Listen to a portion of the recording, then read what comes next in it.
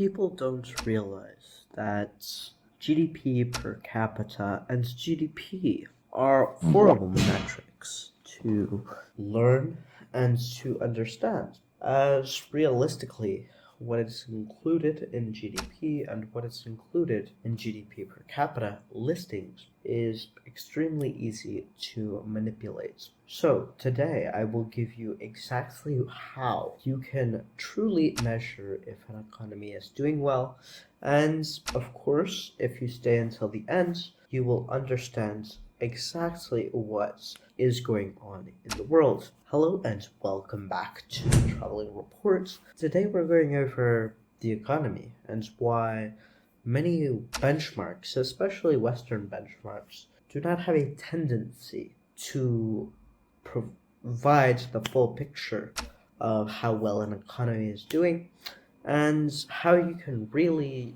look at how an economy is doing through a variety of different means. And of course, if you are looking at an economy, it's important to start with, of course, the debt. Why should you look at the debt? Well, because the debt is one of the easiest levers to utilize for an economic baseline. I'm here in Tbilisi, Georgia, and oftentimes, and I said this in another video, but oftentimes debt is brought up that is low. But is debt rising? Is debt falling? Are they paying off debt? If the answer is debt is rising, and it's rising as a high percentage of GDP, then it's problematic. It becomes a potentially toxic issue, and that's realistically something you should look at. And of course, not every country that has debt is going to fall tomorrow. Not every country that has debt is necessarily bad. In fact, I think that having national debt is proof that you're trying to grow your economy.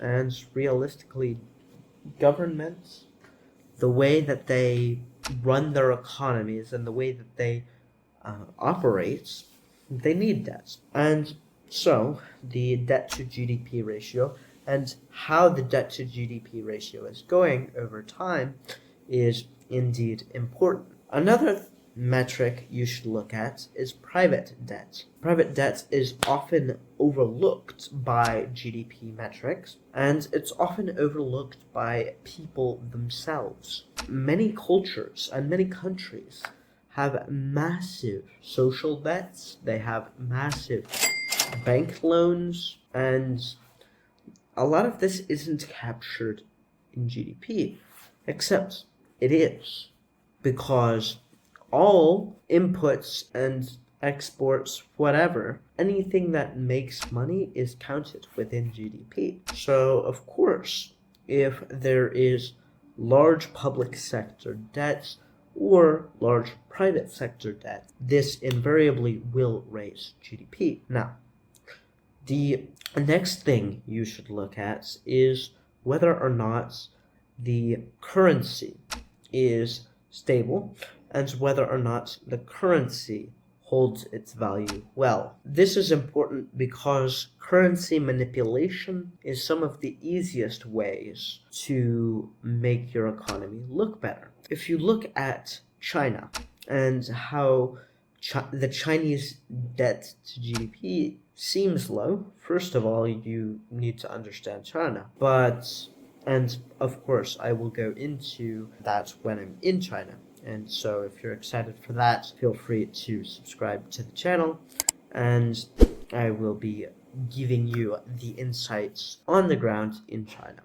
However, what you're looking at in terms of the totality of these countries, in the totality of these systems, is oftentimes the currency is manipulated, and that is to boost exports, which boosts GDP, which, of course, if you have no domestic spending base, the GDP per capita, PPP, is extremely high, because when you have a currency that is artificially very low value, or what is called low purchasing power parity, which is also known as PPP, as I stated.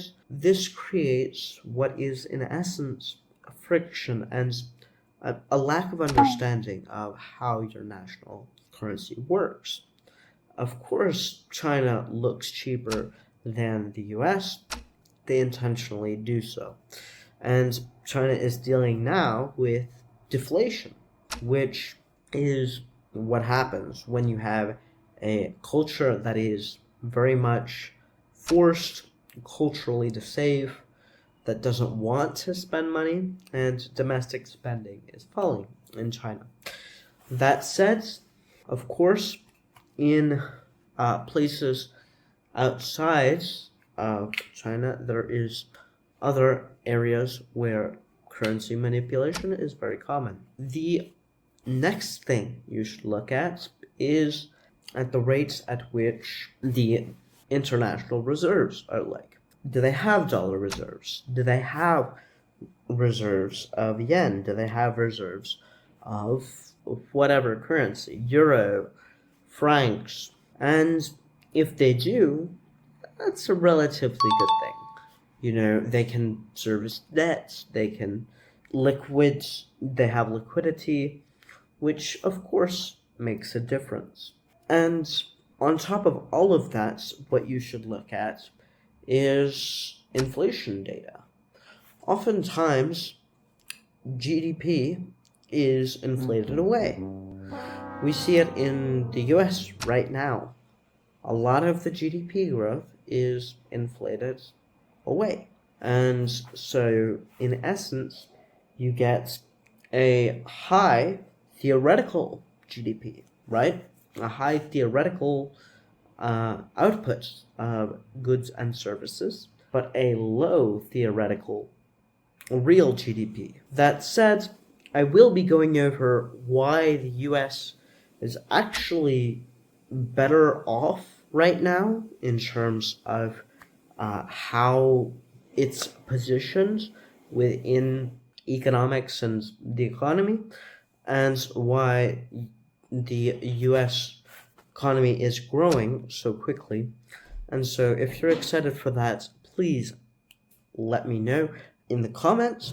Also, if you are at all interested in learning more about how these macro level indicators help with investments, feel free to reach out. I can book you a call one-on-one absolutely free for 15 minutes. If you're looking for any way to join me on this journey of internationalization and globalization, feel free to subscribe. If you like the video, feel free to like it. If you really like the video, feel free to share. This has been the Traveling Report, signing off.